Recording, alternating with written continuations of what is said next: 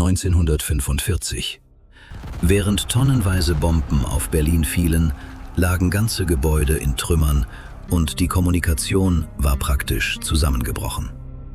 Doch während über der Erde Chaos herrschte, bewegte sich nur einen Meter unter den Straßen noch immer ein geheimes Kommunikationssystem mit unglaublicher Geschwindigkeit weiter. Du hast richtig gehört. 16 Meter pro Sekunde. Und nein, das sind keine erfundenen Geschichten. Das hier ist echte Berliner Geschichte. Das echte physische Internet Berlins, dessen Grundsteine bereits im Jahr 1865 gelegt wurden. Die Rohrpost. Aber die eigentliche Frage lautet, wer hat dieses System gebaut und wer durfte es nutzen? Und noch wichtiger, wer blieb komplett ausgeschlossen?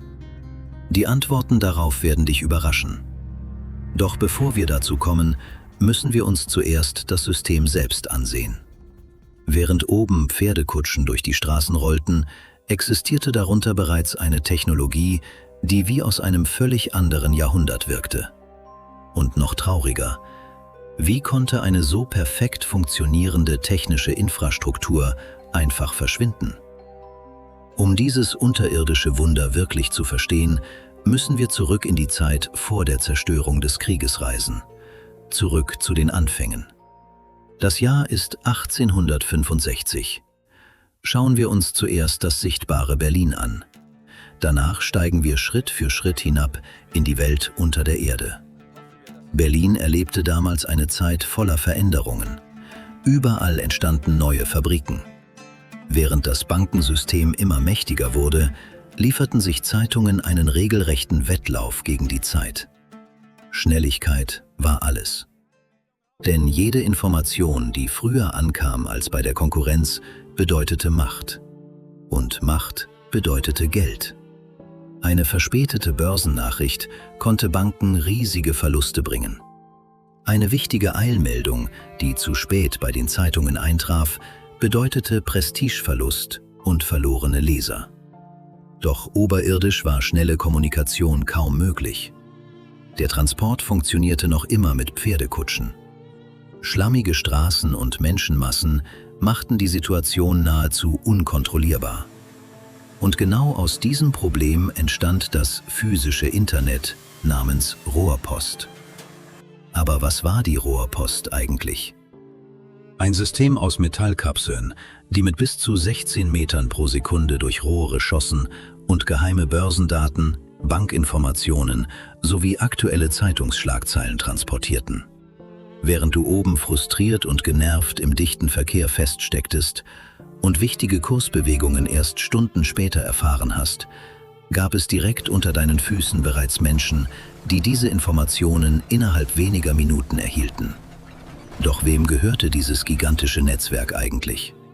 Bevor wir darauf eingehen, wenn dich solche vergessenen und geheimen Geschichten der deutschen Geschichte faszinieren, dann nimm dir kurz eine Sekunde Zeit.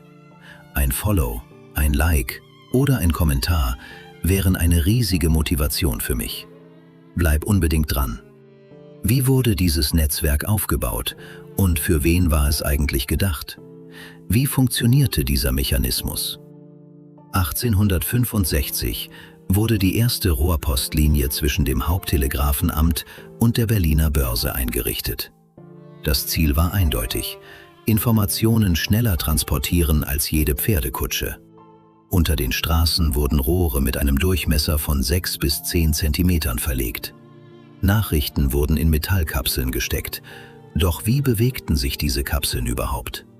Natürlich mit Hilfe riesiger Kompressoren, die Druckluft in die Rohre pumpten. Die Kapseln selbst waren etwa 30 Zentimeter lang und ungefähr 8 Zentimeter breit.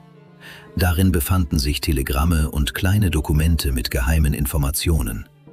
Außen waren die Kapseln mit Leder oder Filz ummantelt, damit keine Luft entweichen konnte und sie nicht in den Rohren stecken blieben. Während ein Reporter wichtige Nachrichten oft erst Stunden später zustellen konnte, erreichten Rohrpostsendungen ihr Ziel meistens innerhalb weniger Minuten.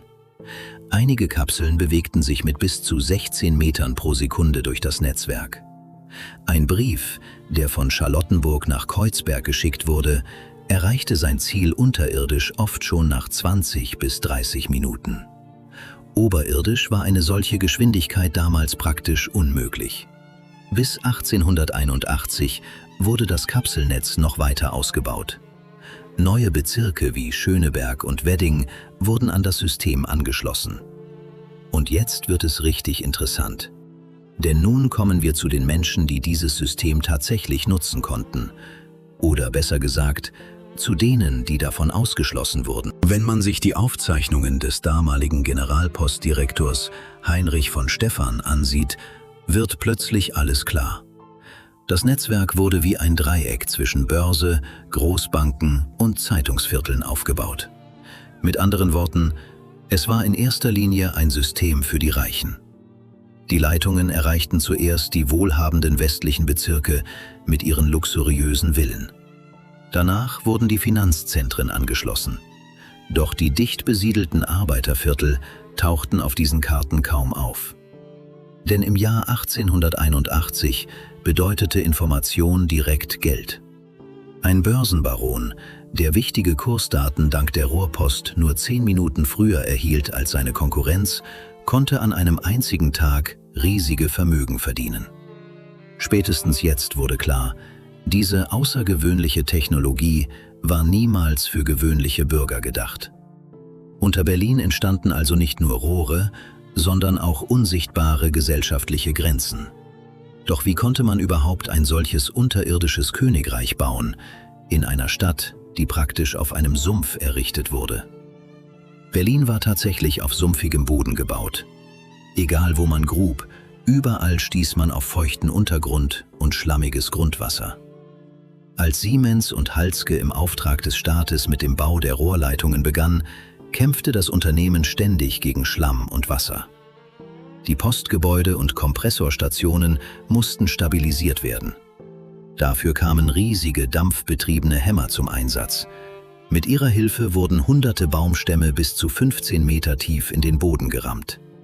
Zwischen diesem gigantischen hölzernen Gerüst verliefen schließlich die eisernen Rohre, durch die die Kapseln schossen und die Stadt wie ein Netz miteinander verbanden. Kehren wir nun zurück zu dem unglaublichen Moment vom Anfang des Videos. In den 1940er Jahren hatte sich dieses Netzwerk zu einem gigantischen Organismus entwickelt, der jedes Jahr rund 40 Millionen Kapseln transportierte. Während Berlin im Zweiten Weltkrieg oberirdisch auseinandergerissen wurde, wurden diese unterirdischen Leitungen zum letzten funktionierenden Nervensystem der Stadt. Und selbst als Berlin später in Ost und West geteilt wurde, verschwand dieses Netzwerk nicht. Beide Seiten nutzten es noch viele Jahre weiter. Doch was geschah später mit diesem System? Warum wurde es irgendwann nicht mehr genutzt? Die wichtigste Wahrheit änderte sich niemals. Im Wettlauf der Informationen entschieden Sekunden über Macht und Geld. Mit dem technologischen Fortschritt verbreiteten sich Nachrichten schließlich sogar schneller als die Kapseln der Rohrpost. Und so fanden die Reichen neue Wege, noch früher an Informationen zu gelangen. Wenn du heute durch die Straßen Berlins läufst, dann denk einmal darüber nach. Unter deinen Füßen existieren in Berlin-Mitte, Charlottenburg und alten Postvierteln noch immer Teile dieses Netzwerks. Vielleicht war Berlin damals seiner Zeit einfach viel zu weit voraus. Denn moderne Städte beginnen heute erneut, unter der Erde nach Lösungen für Verkehrs- und Lieferprobleme zu suchen. Und plötzlich wirkt das, was Berlin bereits vor 140 Jahren geschaffen hatte, wieder wie Technologie aus der Zukunft. Was denkst du? Kommt manche Technologie vielleicht einfach zu früh? Schreib deine Meinung in die Kommentare.